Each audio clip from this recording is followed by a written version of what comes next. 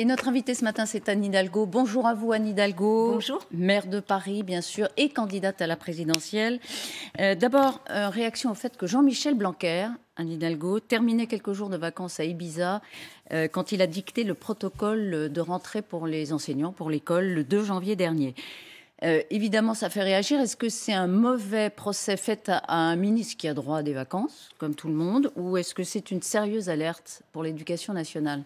Vous savez, je crois qu'il faut le juger sur ses actes de ministre. Et dans ses actes de ministre, il a montré toutes ses défaillances. Il a montré beaucoup de mépris, beaucoup de manque de respect, à la fois pour les enseignants, pour les parents d'élèves, aussi pour les maires, les collectivités qui travaillent avec l'éducation nationale.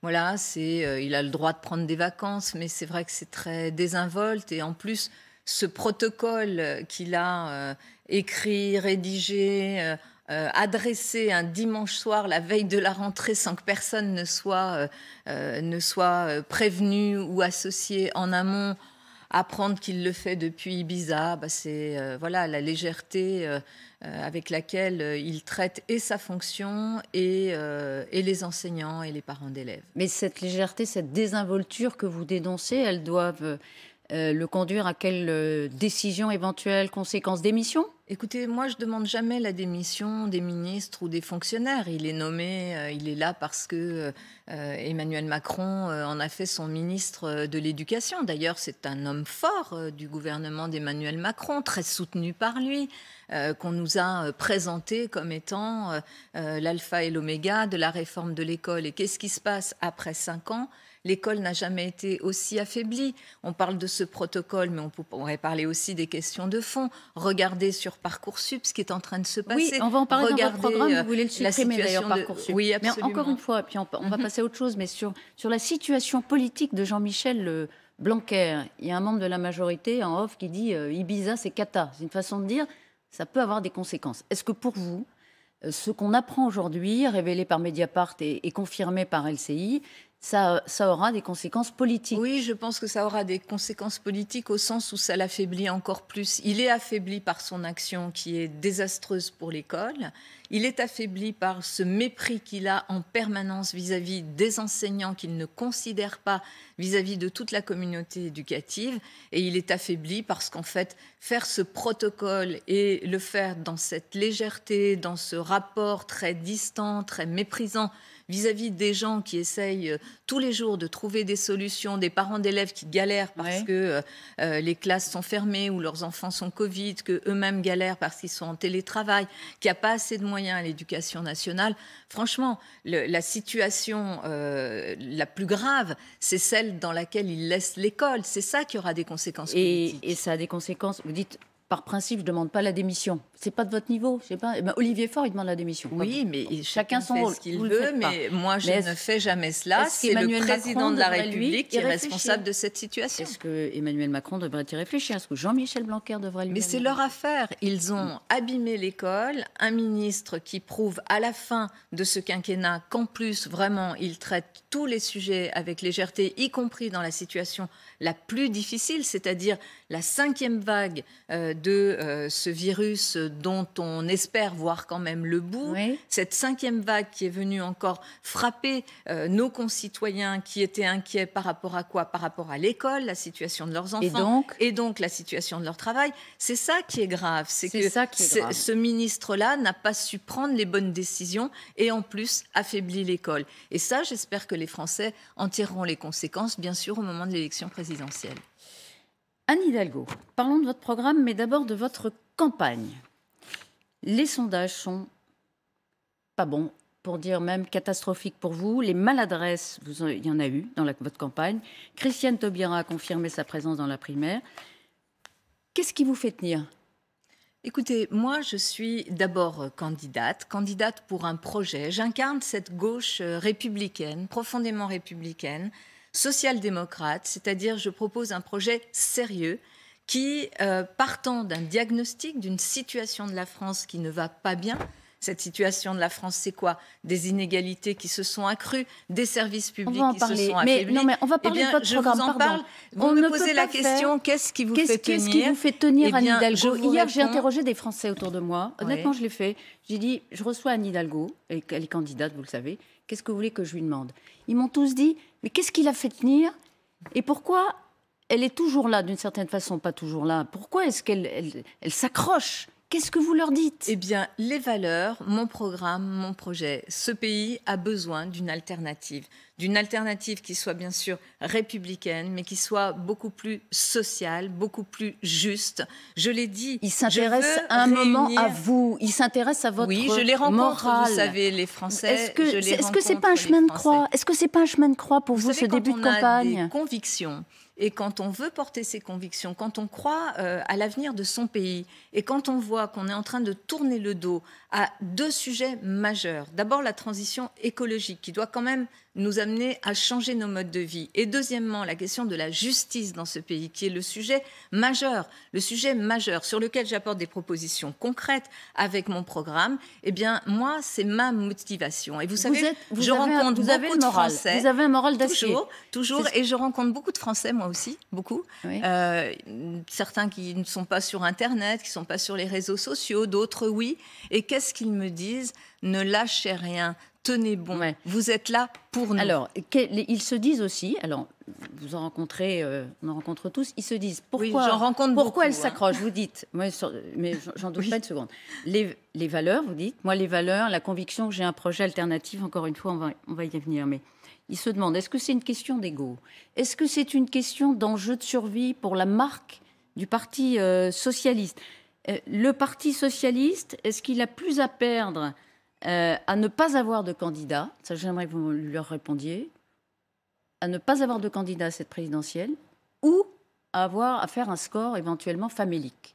D'abord, vous savez, cette campagne démarre pour tout le monde, d'ailleurs, de façon assez étrange, avec une pré-campagne très longue qui se fait d'ailleurs dans un cadre où le Covid vient écraser tout.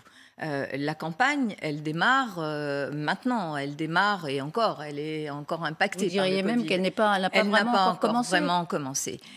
Moi, ce que j'ai fait pendant ces mois qui ont précédé cette pré-campagne qui m'amène au mois de janvier, la semaine dernière, à présenter mon projet. Un projet, je le redis, sérieux, réaliste, ambitieux, qui veut régler les 3 urgences du pays. Le défi écologique, le défi social et l'urgence démocratique. J'espère qu'on en parlera.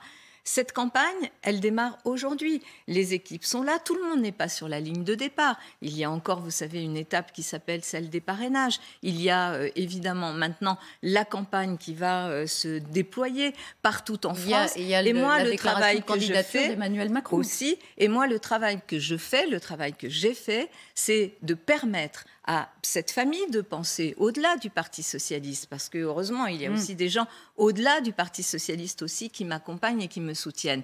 C'est permettre à cette famille de penser indispensable pour notre pays, pour la République, d'apporter cette offre politique. Et donc, j'incarne cette offre politique. Parce qu'on va passer à autre chose, mais vous n'évoquez jamais votre faiblesse dans les sondages. Parce que, vous savez, on peut regarder les sondages. Vous ne prenez jamais acte de dire... On peut regarder les sondages, on peut regarder aussi beaucoup d'autres éléments qui vous disent ce que pensent les Français, où ils en sont. Et les sondages, on verra dans les semaines et les mois qui viennent ce qu'ils disent. Ça ne m'atteint pas. Alors, il y en a d'autres qui sont atteints. Qu'il y a des valeurs à porter, des propositions. Et c'est ce que je fais. Et c'est d'ailleurs, vous savez, la grande différence peut-être entre les responsables politiques, les gens qui s'engagent en politique, et c'est tout à fait honorable d'être aussi un commentateur de la politique, mais on n'a pas la même perception des enjeux et de l'engagement. La politique, c'est de l'engagement, c'est de la passion, c'est de la construction collective, c'est de la construction d'équipe. Et après une période qui a été très difficile et qui reste difficile pour le Parti socialiste, pour la famille de gauche, pour cette gauche républicaine qui aspire à gouverner, pas simplement à protester. Bien sûr que 2017 a été un moment très très dur où tout s'est effondré et ça ne s'est pas encore reconstruit. Voilà. Ouais. Et cette élection présidentielle est un moment pour remettre non seulement cette famille de pensée... Donc il vaut mieux un PS qui même fait un score pas terrible, voire humiliant. J'espère bien faire le début de la construction. J'espère bien faire le meilleur score possible. Et j'imagine que ça vous porte. Et je sais que la politique, ce n'est pas quelque chose qui se prédit à l'avance, c'est quelque chose qui se construit, notamment par la détermination, l'engagement, la force des idées, le sérieux des idées. Et nos concitoyens ont besoin de sérieux et de solidité dans ces temps difficiles. Pour purger toutes les questions, ce sera la dernière. Il y a quelques jours, Julien Bayou, le patron des Verts, a appelé le patron du Parti socialiste, Olivier Faure. Et voilà ce qu'ils se sont dit d'après un papier du Monde. Vous pouvez même écourter parce que... L'écologiste a essayé de convaincre son interlocuteur, donc Olivier Faure, que pour sortir du bourbier et de l'émiettement, il demeurait encore et toujours une perspective d'union, si seulement Anne Hidalgo, au plus mal dans les intentions de vote, prenait la sage décision de se retirer. Écoutez, je ne vais pas commenter ce genre de choses. Je pense qu'il faut du respect des partenaires. Et aujourd'hui, malheureusement, à gauche, personne n'a vraiment de dynamique. D'accord ? Si on regarde les sondages. Et donc, vous ne vous sentez pas respecté par tous vos partenaires qui vous demandent... En tous les cas, je porte cette famille politique. On en a besoin. Cette famille de pensée, cette gauche social-démocrate, républicaine, qui a des propositions concrètes pour faire en sorte que ce pays soit plus juste, que la justice sociale soit au cœur de ce qui va nous réunir, nous les Français, et avec des propositions très concrètes. Parce que vous savez, ces 5 dernières années, 2 grands services publics ont été très abîmés, celui de l'éducation et celui de la santé. Ouais. Il va falloir les réparer. Ça va être difficile, tout ça va être très difficile, parce que l'état du pays n'est pas un état extrêmement positif. Quand on voit les fractures qu'il y a dans notre société, quand on voit ces inégalités, il va falloir bien sûr que nous travaillions d'arrache-pied, que les Françaises et les Français se sentent respectés, ce qui n'est pas le cas aujourd'hui, qu'on rétablisse on prend quelques points de programme. Ce qui fait l'unité du pays, et notamment ces 2 grands services publics, éducation et santé, qu'il nous faudra reconforter. Programme. Vous l'avez présenté la semaine dernière. On va prendre quelques points. Vous augmentez le SMIC de 200 € net. 15%. C'est plus d'ailleurs que Jean-Luc Mélenchon. Et vous encadrez les hauts salaires. Comment ? Alors, d'abord, qu'est-ce que vous faites ? Du SMIC de 15%. Pourquoi 15% ? Parce qu'il y a eu un décrochage des bas salaires. Vous savez que c'est depuis 2008, les 10% des salaires les plus élevés ont progressé 10 fois plus que les 10% des salaires les plus faibles. Il y a un problème dans notre pays, le travail ne paye pas suffisamment et il faut, puisqu'on les a salués, les premières lignes, que les premières lignes, dans le secteur public comme dans le secteur privé, puissent être augmentées. 15%, c'est du rattrapage. Encadrement des hauts salaires. Ensuite, l'encadrement des hauts salaires, c'est de dire il ne pourra pas y avoir, en tout cas, je vais vous expliquer comment, d'écart de salaire supérieur de 1 à 20. Ça existe déjà dans le secteur public. Le gouvernement Hollande l'avait mis en place. Et dans le privé. Et là, dans le privé. Ça veut dire quoi ? Ça veut dire que les entreprises qui pratiqueraient des salaires, des écarts de salaire supérieurs à 1 à 20, qui paieraient, grosso modo, au-delà de 300 000 € des personnes, des cadres dirigeants, pourront le faire, sauf que ces sommes-là ne seront pas déduites pour le calcul de l'impôt sur les sociétés. Elles seront entièrement fiscalisées. Et donc, cette mesure incitative est une mesure qui vise notamment à réduire ces écarts de salaire. Vous augmentez la fiscalité en empêchant les hauts dirigeants de déduire... C'est pas augmenter la fiscalité, c'est mettre de la fiscalité sur quelque chose qui, si ça dépasse cet écart de 1 à 20, n'est plus considéré comme du salaire, donc n'est plus déductible de l'impôt sur les sociétés, mais considéré comme de la valeur ajoutée. Ce qu'il faut, c'est qu'il y ait un meilleur partage entre... Vous limitez de 1 à 20, on a bien compris, le travail. Comme Jean-Luc Mélenchon d'ailleurs. 5 000 € pour tous les jeunes. Pas exactement la même proposition. Pas avec le même mécanisme. 5 000 € pour tous les jeunes. Absolument. Alors ça, tous les jeunes de 18 ans. Tous. Absolument. On a 18 ans, on a un chèque de 5 000 € de l'État. Parce que vous avez beaucoup de jeunes qui, d'ailleurs, quel que soit leur milieu, cette mesure, pour moi, elle se veut vraiment s'adresser à tous les jeunes et notamment à ceux de la classe moyenne. Souvent, vous savez, dans les mesures d'incitation, dans les aides sociales, la classe moyenne est écartée. les enfants de la classe moyenne sont écartés, par exemple, sur un certain nombre d'accès à des bourses, etc. Et là, je veux que ce soit une mesure pour tous les jeunes, qui leur permette quoi? Alors, classe les plus défavorisées, classe moyenne, dont vous dites qu'elle passe à travers les mécanismes d'aide. Absolument. Et les plus aisés aussi. Oui, vous savez, vous avez aussi des jeunes de familles très aisées qui sont en rupture familiale, il faut l'accepter. Et puis, on m'a posé la question l'autre jour, on m'a dit, donc, papé, vous lui donneriez ces 5 000 euros. Oui, s'il y a droit, mais vous savez que s'il est imposé sur la fortune et que j'envisage de rétablir l'impôt sur les grandes fortunes, il y aura de toute façon une redistribution de cela. Donc oui, 5 000 euros pour tous les jeunes, pour leur permettre quoi? Leur permettre de pouvoir envisager un projet professionnel, un projet qui soit par exemple d'éducation. Non, il ne faudra pas conditionner ni sur les revenus ni sur un projet. C'est une mesure d'égalité. C'est un 5 000 d'un coup. 5 000 d'un coup, c'est une mesure d'égalité et de justice et c'est une mesure de confiance dans la jeunesse. Vous savez, on a une jeunesse avec laquelle on n'est pas très bienveillant dans notre pays. Il n'y a qu'à regarder ce qui se passe du côté de Parcoursup, cette espèce d'immense usine à stress que à partir vous voulez d'un algorithme supprimer. Qui décide de la vie de nos enfants.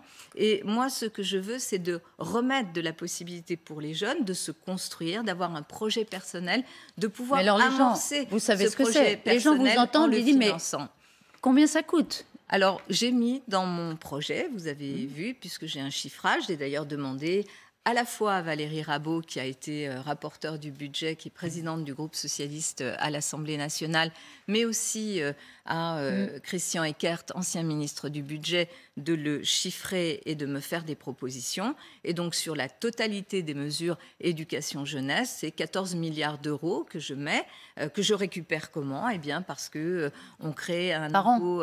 Par an, parce que c'est par an. 14 milliards par an. 14 milliards. On redéfinit évidemment les priorités du budget. Et je l'ai dit tout à l'heure, il y a 2 grands services publics sur lesquels je veux mettre des moyens. Tout ce qui concerne l'éducation, la jeunesse et tout ce qui concerne la santé. Alors, vous retrouvez ces priorités dans le chiffrage que j'ai pu faire. Qui intéresse les Français, il y en aura d'autres. Mais cette mesure ne coûte pas en soi 14 milliards, c'est un ensemble de mesures. Oui, pas... celle-là, précisément, elle coûte combien dans les 14 milliards? Non, elle est en dessous de cela, bien sûr, elle est autour de 3 milliards, 3 milliards 5. Par an. On verra, on checkera tout ça, mais vous reviendrez, puisque vous nous dites « je serai là le 10 avril », vous aurez l'occasion.